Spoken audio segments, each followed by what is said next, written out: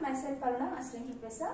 ಇವತ್ತು ನಾನು VSKB ಬಳ್ಳಾರಿ ವಿಶ್ವವಿದ್ಯಾಲಯದ BA 4th semester ಗೆ ಇರುವಂತ ಎಕನಾಮಿಕ್ಸ್ ಪೇಪರ್ ಅಂತಾರಾಷ್ಟ್ರೀಯ ಅರ್ಥಶಾಸ್ತ್ರ ಇದರ 2ನೇ ಕ್ಲಾಸ್ ಮಾಡ್ತಾ ಇದ್ದೀನಿ. ನಾನು ನೀವು ಸ್ಟಾರ್ಟ್ ಮಾಡೋಕ್ಕಿಂತ ಮುಂಚೆ ನೀವು ನನ್ನ ಚಾನೆಲ್ಗೆ ಸಬ್ಸ್ಕ್ರೈಬ್ ಮಾಡ್ಕೊಂಡಿಲ್ಲ ಅಂತಂದ್ರೆ ಸಬ್ಸ್ಕ್ರೈಬ್ ಮಾಡ್ಕೊಳ್ಳಿ, ಜೊತೆಗೆ ಪಕ್ಕದಲ್ಲಿರುವಂತಹ ಬೆಲ್ ಐಕಾನ್ ಅನ್ನು ಕ್ಲಿಕ್ ಮಾಡಿ. ಯಾವ್ದಾದ್ರು ಹೊಸ ಕ್ಲಾಸ್ ಬೇಕು ಅಂತಂದ್ರೆ ಕೆಲವು ಕಮೆಂಟ್ ಮಾಡಿ. ಕೆಲವೊಬ್ರು ಕಮೆಂಟ್ ಮಾಡಿದಿರಾ, ಕೆಲವೊಂದು KSS ಕ್ಲಾಸಸ್ ಕೇಳಿದಿರಾ, ಕೆಲವೊಂದು ಎಕನಾಮಿಕ್ಸ್ ಕ್ಲಾಸಸ್ ಕೇಳಿದಿರಾ. ಶಾರ್ಟ್ಲಿ ಅದನ್ನ ಸ್ಟಾರ್ಟ್ ಮಾಡ್ತೀವಿ. ಸೊ ಇವತ್ತಿನ ಕ್ಲಾಸ್ ಆಂತರಿಕ ವ್ಯಾಪಾರ ಮತ್ತು ಅಂತಾರಾಷ್ಟ್ರೀಯ ವ್ಯಾಪಾರ. ಫಸ್ಟ್ ಕ್ಲಾಸ್ ಅನ್ನ ಹೇಳಿದ್ದೆ ಅಂತಾರಾಷ್ಟ್ರೀಯ ವ್ಯಾಪಾರ ಅಂತಂದ್ರೆ ಏನು ಅಂತ ಹೇಳಿ. ಅಂತಾರಾಷ್ಟ್ರೀಯ ವ್ಯಾಪಾರ ಅಂತಂದ್ರೆ ಏನ್ ಹೇಳಿದೆ ಅಂತಂದ್ರೆ ದೇಶಗಳ ನಡುವೆ ನಡೆಯುವಂತಹ ವ್ಯಾಪಾರವನ್ನ ಅಂತಾರಾಷ್ಟ್ರೀಯ ವ್ಯಾಪಾರ ಅಂತ ಹೇಳಿ ಕರಿತೀವಿ. ಅಂದ್ರೆ ದೇಶದ ಗಡಿ ಆಚೆ ನಡೆಯುವಂತಹ ವ್ಯಾಪಾರವನ್ನ ಅಂತ ಕರಿತೀವಿ, ಅಂತಾರಾಷ್ಟ್ರೀಯ ವ್ಯಾಪಾರ ಅಂತ ಹೇಳಿ ಕರಿತೀವಿ ಅಂತ ಹೇಳಿದೆ. ಹಾಗಾದ್ರೆ ಆಂತರಿಕ ವ್ಯಾಪಾರ ಮತ್ತು ಅಂತಾರಾಷ್ಟ್ರೀಯ ವ್ಯಾಪಾರದ ನಡುವೆ ವ್ಯತ್ಯಾಸಗಳೇನು, ಆಂತರಿಕ ವ್ಯಾಪಾರ ಅಂತಂದ್ರೆ ಏನು ಅಂತ ಹೇಳಿ ನಿಮ್ಗೆ ಕ್ವಶನ್ ಕೇಳ್ತಾರೆ. ಆಂತರಿಕ ವ್ಯಾಪಾರ ಅಂತಂದ್ರೆ 2 ಮಾರ್ಕ್ಸ್ ಕೇಳಬಹುದು. ಅದ್ರ ಜೊತೆಗೆ ಆಂತರಿಕ ವ್ಯಾಪಾರ ಮತ್ತು ಅಂತಾರಾಷ್ಟ್ರೀಯ ವ್ಯಾಪಾರ ನಡುವೆ ವ್ಯತ್ಯಾಸ ತಿಳಿಸಿ ಅಂತ ಹೇಳಿ 15 ಮಾರ್ಕ್ಸ್ ಕ್ವಶನ್ ನಿಮ್ಗೆ ಕೇಳಬಹುದು. ಸೊ ಆ ಹಿನ್ನೆಲೆಯಲ್ಲಿ ಆಂತರಿಕ ವ್ಯಾಪಾರ ಅಂತಂದ್ರೆ ದೇಶದ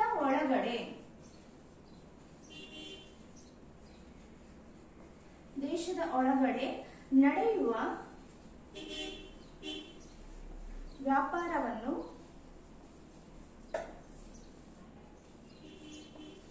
ಆಂತರಿಕ ವ್ಯಾಪಾರ ಅಂತ ಹೇಳಿ ಕರಿತೀವಿ. ಸಿಂಪಲ್ ಆಗಿ ದೇಶದ ಒಳಗಡೆ ನಡೆಯುವ ವ್ಯಾಪಾರವನ್ನು ಆಂತರಿಕ ವ್ಯಾಪಾರ ಅಂತ ಹೇಳಿ ಕರಿತೀವಿ. ಅಂದ್ರೆ ಇದನ್ನ ದೇಶೀಯ ವ್ಯಾಪಾರ ಅಂತಾನೂ ಕರೀತಾರೆ. ದೇಶೀಯ ವ್ಯಾಪಾರ ಅಥವಾ ಆಂತರಿಕ ವ್ಯಾಪಾರ ಎರಡೂ ಸಹ ಒಂದೇನೆ.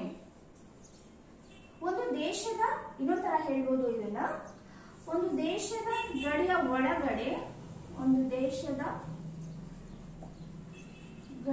ಒಳಗಡೆ ವಿವಿಧ ಸ್ಥಳಗಳ ನಡುವೆ ನಡೆಯುವ, ವಿವಿಧ ಪ್ರದೇಶಗಳ ನಡುವೆ ಅಂತ ಬರ್ಕೊಳ್ಳೋಣ, ವಿವಿಧ ಪ್ರದೇಶಗಳ ನಡುವೆ ನಡೆಯುವ ವ್ಯಾಪಾರವನ್ನು ಆಂತರಿಕ ವ್ಯಾಪಾರ ಅಥವಾ ದೇಶೀಯ ವ್ಯಾಪಾರ ಅಂತ ಹೇಳಿ ಕರಿತೀವಿ. ಅಂದ್ರೆ ಎಕ್ಸಾಂಪಲ್ ನಿಮ್ಗೆ ದೇಶೀಯ ವ್ಯಾಪಾರ ಅಂತಂದ್ರೆ ಇಂಡಿಯಾ ಅಂತ ತಗೊಂಡಾಗ ಎಷ್ಟು ರಾಜ್ಯಗಳಿವೆ, 29 ರಾಜ್ಯಗಳಿದೆ ಅಲ್ವಾ. ಆ 29 ರಾಜ್ಯಗಳು ಒಂದಕ್ಕೊಂದು ವ್ಯಾಪಾರವನ್ನ ಮಾಡುವಂತದ್ದು. ಅಥವಾ ನಾವು ಕರ್ನಾಟಕ ಅಂತ ತಗೊಂಡ ಕರ್ನಾಟಕದಲ್ಲಿರುವಂತ ಜಿಲ್ಲೆಗಳ ನಡುವೆ ನಡೆಯುವಂತದ್ದು.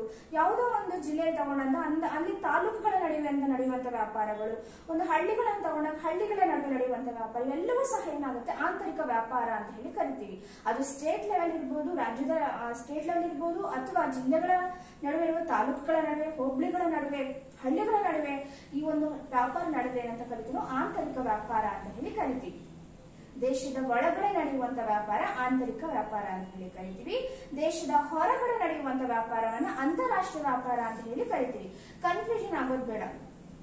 ಕರ್ನಾಟಕ ಮತ್ತು ಆಂಧ್ರ ಪ್ರದೇಶದ ನಡುವೆ ನಡೆಯುವಂತ ವ್ಯಾಪಾರ ಏನಾಗುತ್ತೆ, ಆಂತರಿಕ ವ್ಯಾಪಾರ ಆಗುತ್ತೆ. ಭಾರತ ಮತ್ತು ಅಮೆರಿಕದಲ್ಲಿ ನಡೆಯುವಂತ ವ್ಯಾಪಾರ ಏನಾಗುತ್ತೆ, ಅಂತಾರಾಷ್ಟ್ರೀಯ ವ್ಯಾಪಾರ ಆಗುತ್ತೆ. ಭಾರತ ಮತ್ತು ಜಪಾನ್ ನಡುವೆ ನಡೆಯುವಂತಹ ವ್ಯಾಪಾರ ಏನಾಗುತ್ತೆ, ಅಂತಾರಾಷ್ಟ್ರೀಯ ವ್ಯಾಪಾರ ಆಗುತ್ತೆ. ಅದೇ ಕೇರಳ ಮತ್ತು ತಮಿಳುನಾಡು ನಡುವೆ ನಡೆಯುವಂತಹ ವ್ಯಾಪಾರ ಏನಾಗುತ್ತೆ, ಆಂತರಿಕ ವ್ಯಾಪಾರ ಆಗುತ್ತೆ. ಸೊ ಹಾಗಾಗಿ ನಮ್ಮ ದೇಶದಲ್ಲಿ ಇರುವಂತಹ ಎಲ್ಲಾ ಪ್ರದೇಶದ ಒಳಗಡೆ ನಡೆಯುವಂತಹ ವ್ಯಾಪಾರ ಆಂತರಿಕ ವ್ಯಾಪಾರ ಆದ್ರೆ, ದೇಶದ ಹೊರಗಡೆ ನಡೆಯುವಂತಹ ವ್ಯಾಪಾರ ಅಂತಾರಾಷ್ಟ್ರೀಯ ವ್ಯಾಪಾರ ಆಗುತ್ತೆ. ಇವಾಗ ನಾವು ಆಂತರಿಕ ವ್ಯಾಪಾರ ಮತ್ತು ಅಂತಾರಾಷ್ಟ್ರೀಯ ವ್ಯಾಪಾರ ನಡುವೆ ಇರುವಂತಹ ವ್ಯತ್ಯಾಸಗಳನ್ನ ನೋಡೋಣ. ವ್ಯತ್ಯಾಸಗಳನ್ನ ನೋಡೋದಾದ್ರೆ ಆಂತರಿಕ ವ್ಯಾಪಾರ ಮತ್ತು ಅಂತಾರಾಷ್ಟ್ರೀಯ ವ್ಯಾಪಾರ ಅಂತಂದ ಬಂದಾಗ ಕೆಲವೊಂದು ವ್ಯತ್ಯಾಸಗಳಿದೆ. ಆ ವ್ಯತ್ಯಾಸಗಳನ್ನ ತಿಳ್ಕೊಂಡ್ರೆ ನಿಮ್ಗೆ ಇನ್ನು ಕ್ಲಿಯಾರಿಟಿ ಸಿಗುತ್ತೆ. Internal trade and international trade ಏನ್ ಡಿಫರೆನ್ಸ್ ಇದೆ ಅಂತ ಹೇಳಿ. ಫಸ್ಟ್ ಒನ್, ನಾಣ್ಯಗಳು ಅಂತ ಬಂದಾಗ ಆಂತರಿಕ ವ್ಯಾಪಾರದಲ್ಲಿ ಫಸ್ಟ್ಲಿ ಹೇಳ್ತಿದ್ದೀನಿ, ಆಂತರಿಕ ವ್ಯಾಪಾರ ಮತ್ತು ಅಂತಾರಾಷ್ಟ್ರೀಯ ವ್ಯಾಪಾರ ಅಂತ ಹೇಳಿ ಚಿಕ್ಕದಾಗಿ ಬರೀತೀನಿ ನಿಮ್ಗೆ ಈಸಿಯಾಗಿ ಅರ್ಥ ಆಗ್ಲಿ ಅಂತ ಹೇಳಿ. ಸೊ ವರ್ಡ್ ಸೌಂಡಿಂಗ್ ಒಂದೇ ತರ ಇರೋದ್ರಿಂದ ನಿಮ್ಗೆ ಕನ್ಫ್ಯೂಸ್ ಆಗ್ಬೋದು. ಅಂದ್ರೆ ದೇಶದ ಒಳಗೆ ನಡೆಯುವಂತಹ ವ್ಯಾಪಾರ, ಇದು ದೇಶದ ಹೊರಗೆ ನಡೆಯುವಂತಹ ವ್ಯಾಪಾರ.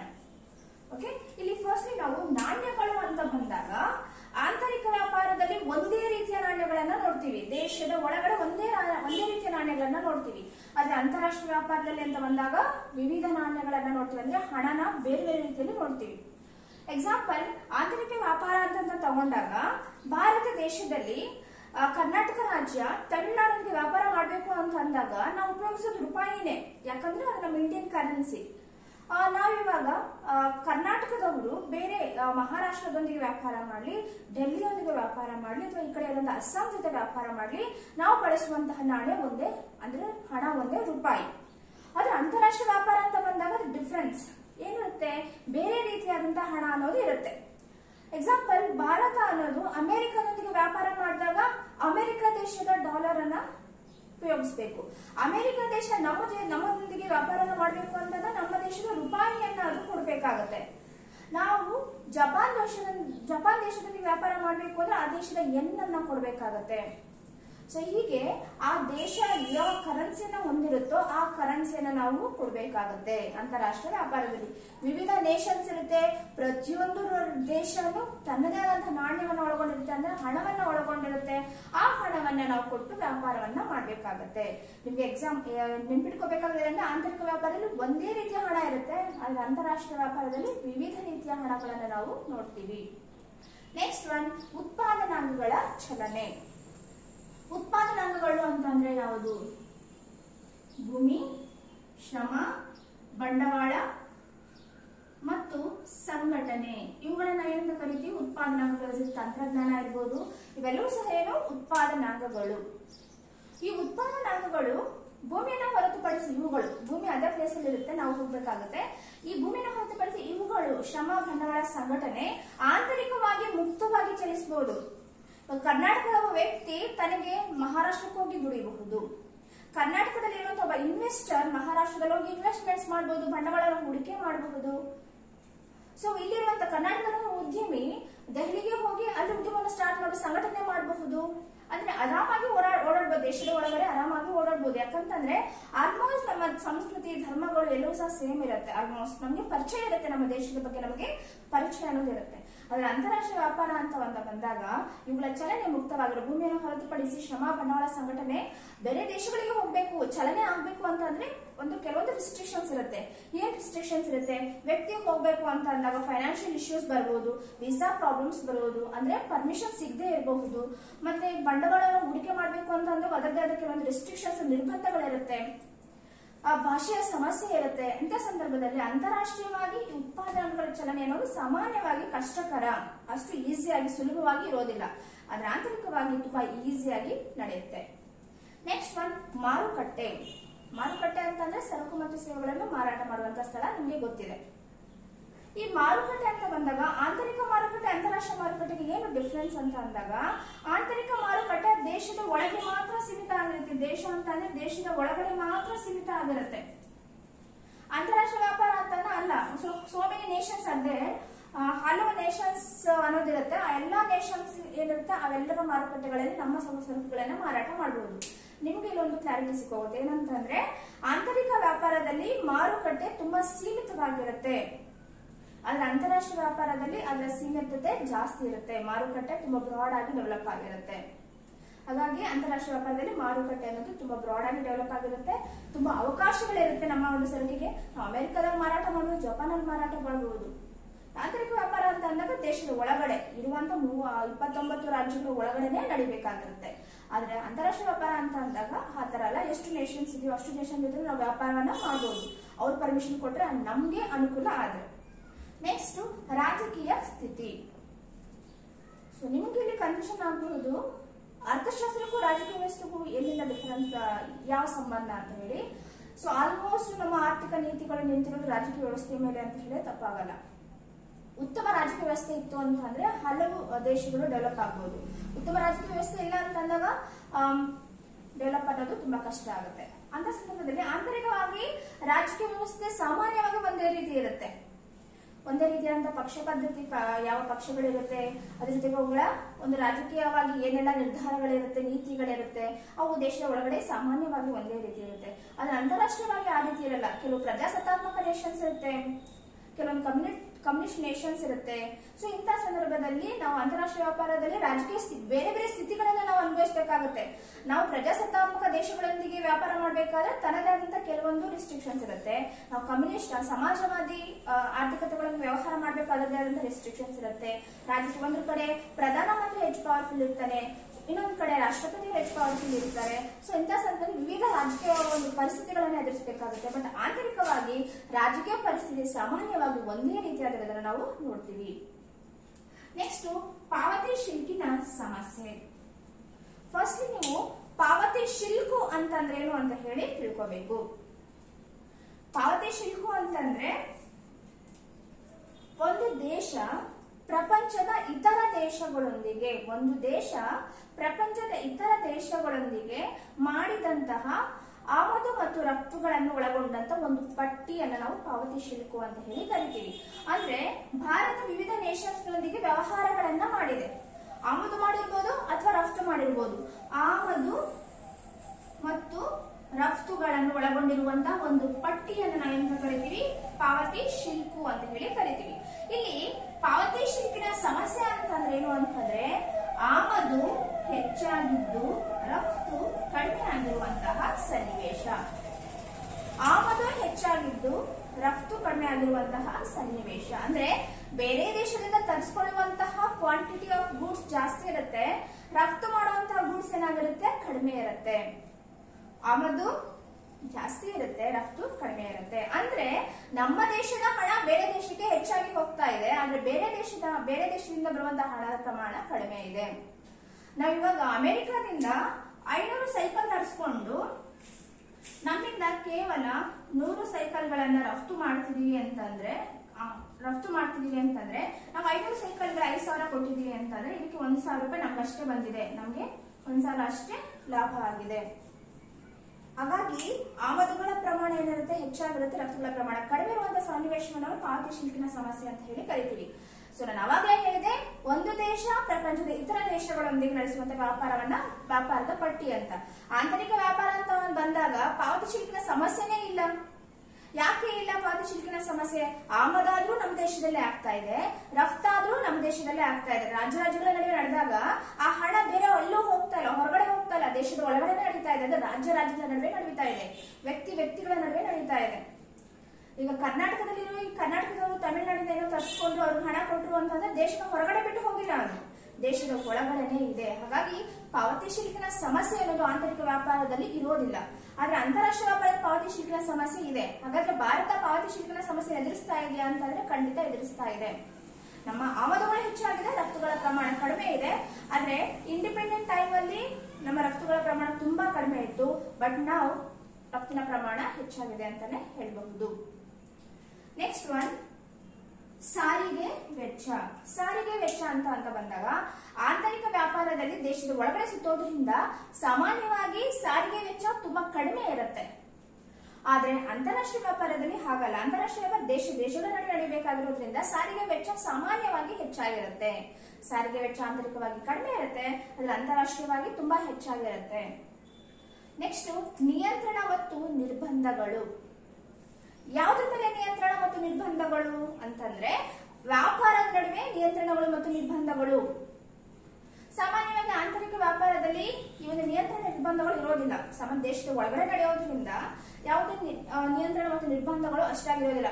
ಒಂದು ರಾಜ್ಯ ಇಷ್ಟೇ ತರಿಸ್ಕೋಬೇಕು, ಒಂದು ರಾಜ್ಯ ಇಷ್ಟೇ ರಫ್ತು ಮಾಡಬೇಕು, ಒಂದು ರಾಜ್ಯ ಇಷ್ಟೇ ಆಮದು ಮಾಡ್ಕೋಬೇಕು ಅಂತ ಏನು ಇರೋದಿಲ್ಲ, ದೇಶದ ಒಳಗಡೆ ನಡೆಯುವಂತದ್ದು. ಹಾಗಾಗಿ ಆಂತರಿಕ ವ್ಯಾಪಾರದಲ್ಲಿ ನಿಯಂತ್ರಣ ನಿರ್ಬಂಧಗಳು ತುಂಬಾ ಕಡಿಮೆ, ಆಲ್ಮೋಸ್ಟ್ ಇರೋದಿಲ್ಲ ಅಂತಾನೆ ಹೇಳ್ಬೋದು. ಬಟ್ ಅಂತಾರಾಷ್ಟ್ರೀಯ ವ್ಯಾಪಾರ ಅಂತ ಬಂದಾಗ ಆ ರೀತಿ ಆಗಲ್ಲ. ಯಾಕೆ ಅಂತಂದ್ರೆ ನಿಯಂತ್ರಣ ಮತ್ತು ನಿರ್ಬಂಧಗಳು ಹೆಚ್ಚಾಗಿರುತ್ತೆ. ಯಾಕೆ ನಿಯಂತ್ರಣ ಮತ್ತು ನಿರ್ಬಂಧಗಳು ಹೆಚ್ಚಾಗಿರುತ್ತೆ ಅಂತಂದ್ರೆ ಒಂದು ದೇಶ ಎಷ್ಟು ಸರಕುಗಳನ್ನ ಬೇರೆ ದೇಶದಿಂದ ತರಿಸ್ಕೋಬೇಕು, ತನ್ನ ಸರಕುಗಳನ್ನ ಎಷ್ಟು ರಫ್ತು ಮಾಡಬೇಕು ಅಂತ ಹೇಳಿ ಅದಕ್ಕೊಂದು ಏನಂತ ನೀತಿಗಳನ್ನ ಅವರು ಅಳವಡಿಸ್ಕೊಂಡಿರ್ತಾರೆ. ಸೊ ಅದರ ಆಧಾರದ ಮೇಲೆ ಹಾಕ್ತೀವಿ. ಸುಂಕಗಳು, ಕೋಟಾಗಳು ಅಂತ ಬರ್ತವಲ್ಲ, ಅವೆಲ್ಲವೂ ಸಹ ಈ ಒಂದು ನಿಯಂತ್ರಣ ನಿರ್ಬಂಧಗಳ ಸಂಬಂಧಪಟ್ಟಿರುವಂತದ್ದೇ. ಒಂದು ದೇಶ ಇಷ್ಟೇ ಪ್ರಮಾಣ ಸರಕುಗಳನ್ನ ರಫ್ತು ಮಾಡ್ಕೋಬೇಕು, ಇಷ್ಟೇ ಆಮದುಗಳನ್ನ ಮಾಡ್ಕೋಬೇಕು ಅಂತ ಹೇಳಿ ನೀತಿ ನಿರ್ಬಂಧಗಳು ಇರುತ್ತೆ. ಇಲ್ಲ ಅಂತಂದ್ರೆ ಏನಾಗುತ್ತೆ, ಆ ನೀತಿ ನಿರ್ಬಂಧಗಳು ಇಲ್ಲ ಅಂತ ಅಂದಾಗ ನಮ್ಮ ದೇಶೀಯ ವ್ಯಾಪಾರ ಸಮಸ್ಯೆಗೆ ಸಿಲುಕಬಹುದು. ಹಾಗಾಗಿ ಪ್ರತಿಯೊಂದು ದೇಶವು ತನ್ನದೇ ಆದಂತಹ ನೀತಿ ನಿರ್ಬಂಧಗಳನ್ನು ಒಳಗೊಂಡಿರುತ್ತೆ. ಅಂತಾರಾಷ್ಟ್ರೀಯ ವ್ಯಾಪಾರದಲ್ಲಿ ಒಳಗಳ ಪ್ರಮಾಣ ಹೆಚ್ಚು, ಅದರ ಆಂತರಿಕ ವ್ಯಾಪಾರದಲ್ಲಿ ಸಾಮಾನ್ಯವಾಗಿ ತುಂಬಾ ಕಡಿಮೆ ಇರುತ್ತೆ, ಇಲ್ಲ ಅಂತಾನೆ ಹೇಳ್ಬಹುದು. ನೆಕ್ಸ್ಟ್ ಹಣದ ವಿನಿಮಯ. ಹಣದ ವಿನಿಮಯ ಅಂತಂದ್ರೆ ಹಣ ಒಬ್ಬರಿಂದ ಒಬ್ಬರಿಗೆ ಹೋಗುವಂತದನ್ನ ಹಣದ ವಿನಿಮಯ ಅಂತ ಹೇಳಿ ಅಂದ್ರೆ ಒಂದು ವ್ಯಾಪಾರದಿಂದ ಇನ್ನೊಂದು ವ್ಯಾಪಾರಕ್ಕೆ ಬಳಸುವುದನ್ನು ನಾವೇಂತ ಕರಿತೀವಿ? ಹಣದ ವಿನಿಮಯ ಅಂತ ಹೇಳಿ ಕರಿತೀವಿ. ಆಂತರಿಕ ವ್ಯಾಪಾರ ಅಂತ ಬಂದಾಗ ನಿಮ್ಗೆ ಈಗ ಕ್ಲಾರಿಟಿ ಸಿಕ್ಕೋಗಿರುತ್ತೆ. ಆಂತರಿಕ ವ್ಯಾಪಾರ ಅಂತ ದೇಶದ ಒಳಗಡೆ ನಡೆಯುತ್ತೆ. ಹಾಗಾಗಿ ಹಣದ ವಿನಿಮಯ ಏನಾಗುತ್ತೆ, ದೇಶದ ಒಳಗಡೆನೆ ವಿನಿಮಯ ಆಗುತ್ತೆ. ಅಂತಾರಾಷ್ಟ್ರೀಯ ವ್ಯಾಪಾರ ಅಂತ ಬಂದಾಗ ದೇಶದ ಹೊರಗಡೆ ಬೇರೆ ದೇಶಕ್ಕೆ ಹಣ ಅನ್ನೋದು ಹೋಗ್ತಾ ಇದೆ. ಯಾವುದು, ಹಣದ ವಿನಿಮಯದಲ್ಲಿ ಬೇರೆ ದೇಶಕ್ಕೆ ಹಣ ಅನ್ನೋದು ಹೋಗ್ತಾ ಇದೆ. ಹಾಗಾಗಿ ಹಣದ ವಿನಿಮಯ ದೇಶಗಳ ನಡುವೆ ನಡೆಯುತ್ತೆ ಇಲ್ಲಿ ಅಂತಾರಾಷ್ಟ್ರೀಯ ವ್ಯಾಪಾರದಲ್ಲಿ. ನೆಕ್ಸ್ಟ್ ಒನ್, ವ್ಯಾಪಾರ ಅನುಮೋದನೆ. ವ್ಯಾಪಾರ ಅನುಮೋದನೆ, ಪರ್ಮಿಷನ್ಸ್. ವ್ಯಾಪಾರ ಅನುಮೋದನೆ ಅಂತಂದ್ರೆ ಈ ಪರ್ಟಿಕ್ಯುಲರ್ ವ್ಯಾಪಾರ ಮಾಡಲಿಕ್ಕೆ ಸರ್ಕಾರದಿಂದ ಒಂದು ಅನುಮತಿಯನ್ನು ಪಡೆಯುವಂತ ಅನುಮೋದನೆ ಅಂತ ಹೇಳಿ ಕರಿತೀವಿ. ಆಂತರಿಕ ವ್ಯಾಪಾರದಲ್ಲಿ ವ್ಯಾಪಾರ ಅನುಮೋದನೆಗೆ ತುಂಬಾ ಕಡಿಮೆ ಪ್ರಮಾಣದ ಡಾಕ್ಯುಮೆಂಟೇಶನ್ ಇಂದ ನಮ್ಗೆ ಏನಾಗುತ್ತೆ, ಅಪ್ರೂವಲ್ ಸಿಕ್ಬಿಡುತ್ತೆ ಇಲ್ಲಿ ಆಂತರಿಕ ವ್ಯಾಪಾರದಲ್ಲಿ. ಬಟ್ ಅಂತಾರಾಷ್ಟ್ರೀಯ ವ್ಯಾಪಾರದಲ್ಲಿ ಅಷ್ಟು ಈಸಿಯಾಗಿ ಅಪ್ರೂವಲ್ ಸಿಗಲ್ಲ. ಯಾಕೆ ಅಂತಂದ್ರೆ ಆ ಪರ್ಟಿಕ್ಯುಲರ್ ನೇಷನ್ ಜೊತೆಗೆ ನಾವು ವ್ಯಾಪಾರ ಮಾಡಬೇಕು ಅಂತ ಅಂದಾಗ ಆ ದೇಶದ ಪರ್ಮಿಷನ್ಸ್ ತಗೋಬೇಕಾಗತ್ತೆ. ಅಲ್ಲಿ ಕೆಲವೊಂದು ರಿಸ್ಟ್ರಿಕ್ಷನ್ಸ್ ಇರ್ತಾವೆಲ್ಲ ನಾವು ಫಾಲೋ ಮಾಡ್ಬೇಕಾಗತ್ತೆ. ಅಷ್ಟು ಈಸಿಯಾಗಿ ನಮ್ಗೆ ವ್ಯಾಪಾರ ಅನುಮೋದನೆ ಅಪ್ರೂವಲ್ಗಳು ಸಿಗಲ್ಲ. ಆದ್ರೆ ಆಂತರಿಕವಾಗಿ ಅಪ್ರೂವಲ್ ಸಿಗೋದು ತುಂಬಾ ಲೀಸ್ಟ್ ಡಾಕ್ಯುಮೆಂಟೇಶನ್ ಇಂದ ಸಿಕ್ಕೋಗುತ್ತೆ. ಬಟ್ ಅಂತಾರಾಷ್ಟ್ರೀಯ ವ್ಯಾಪಾರದಲ್ಲಿ ಡಾಕ್ಯುಮೆಂಟೇಶನ್ ತುಂಬಾ ಹೆವಿ ಇರುತ್ತೆ, ಅದ್ರ ಜೊತೆಗೆ ಪರ್ಮಿಷನ್ ಸಿಗೋದು ತುಂಬಾ ಕಷ್ಟ. ಲಾಸ್ಟ್ ಒನ್, ಅವಲಂಬನೆ.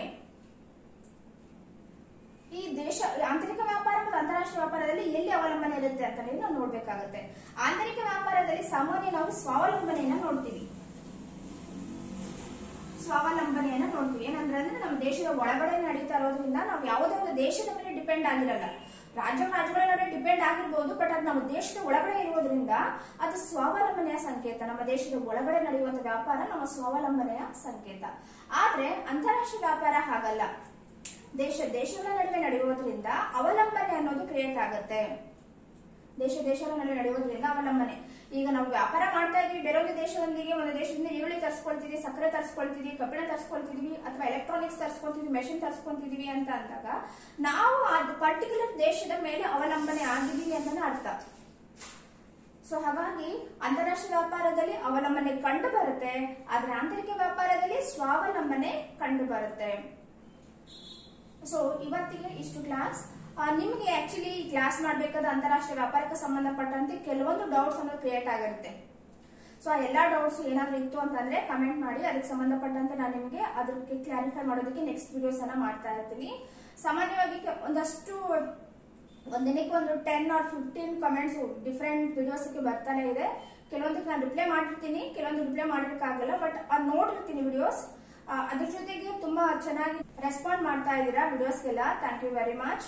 ಸೊ ಇದರ ಹಿಂದೆ ಈ ವಿಡಿಯೋಸ್ ಹಿಂದೆ ಆಗಿರ್ಬೋದು, ಯೂಟ್ಯೂಬ್ ಅಲ್ಲಿ ಎಷ್ಟು ಹಣ ಸಂಪಾದನೆ ಮಾಡಬೇಕು ಅಂತ ಹೇಳಿ ಮೇನ್ ಇಂಟೆನ್ಷನ್ ಏನು ಇಲ್ಲ. So actually I assistant professor ಆಗಿರೋದ್ರಿಂದ ನನ್ನ ಸ್ಯಾಲರಿನೇ ಜಾಸ್ತಿ ಬರುತ್ತೆ. ಬಟ್ ಇಲ್ಲಿ ಬೇರೆ ರೀಸನ್ಸ್ ಇಂದ ಅದನ್ನ ನಾನು ಹೇಳ್ಬಿಟ್ಟು ನಿಮ್ಗಂತ ನಾನು ಸಿಂಪತಿ ಗಳಿಸ್ಕೊಂಡು ನಮ್ಗೆ ಇಷ್ಟ ಇಲ್ಲ. ದಟ್ಸ್ ವೈ ಇದ್ರ ಹಿಂದೆ ಒಂದು ಒಳ್ಳೆ ಮೋಟಿವೇಶನ್ ಅನ್ನೋದು ನನಗೆ ಇದೆ. ಇಫ್ ಪಾಸಿಬಲ್ ಏನಾದ್ರೂ ಹಣ ಬಂತು ಅಂದ್ರೆ ಅದನ್ನೇನ್ ಮಾಡ್ಬೇಕು ಅಂತಾನೆ ಇದೆ. ಐ ಥಿಂಕ್ ನಾನು ಫಸ್ಟ್ ವಿಡಿಯೋ ಸ್ಟಾರ್ಟ್ ಮಾಡಿದ್ದು ಯಾವುದೇ ರೀತಿಯಾದಂತ ಫೈನಾನ್ಷಿಯಲ್ ಇದರಿಂದ ಆಸೆಯಿಂದ ಅಂತೂ ಅಲ್ಲ. ಹಾಗಾಗಿ ನಿಮ್ಮ ಒಂದು ರೆಸ್ಪಾಂಡ್ ಹೆಚ್ಚಾದಂತಷ್ಟು ನಾನು ಈಸಿಯಾಗಿ ಹೇಳಕ್ ಇಷ್ಟಪಡ್ತೀನಿ. Actually so many of YouTubers ಇದಾರೆ, ಸೋ ಮೆನಿ ಆಫ್ ವಿಡಿಯೋಸ್ ನೀವು ನೋಡ್ತಾ ಇದ್ರೆ, ಆದ್ರೂ ಸಹ ನಾನು ವಿಡಿಯೋಸ್ ಯಾಕೆ ಮಾಡ್ತಾ ಇದ್ದೀನಿ ಅಂತಂದ್ರೆ ಕನ್ನಡದಲ್ಲಿ ನಿಮ್ಗೆ ಮಾಮೂಲಿ ಭಾಷೆಯಲ್ಲಿ ತುಂಬಾ ಗ್ರಾಂಥಿಕವಾಗಿ ಹೇಳಿದಾಗ ಏನಾಗುತ್ತೆ ನಿಮ್ಗೆ ಅರ್ಥ ಆಗಲ್ಲ. ಆ ಗ್ರಾಂಥಿಕವಾಗಿ ಹೇಳಿದ್ರೆ ನಾವು ಮಾಮೂಲಿ ಏನ್ ಮಾತಾಡ್ತೀವೋ ಆ ಭಾಷೆಯಲ್ಲಿ ನಿಮ್ಗೆ ವಿಡಿಯೋಸ್ ಮಾಡ್ಬೇಕು, ಆ ಭಾಷೆ ತಿಳಿಸ್ಕೊಡ್ಬೇಕು. ಸೊ ಅದಕ್ಕಾಗಿ ವಿಡಿಯೋಸ್ ಅನ್ನೋದು ಸ್ಟಾರ್ಟ್ ಆಗ್ತಾ ಇದೆ. ಹೀಗೆ ನನಗೆ ಸಪೋರ್ಟ್ ಮಾಡಿ ಅಂತ ಹೇಳ್ತಾ ಥ್ಯಾಂಕ್ ಯು.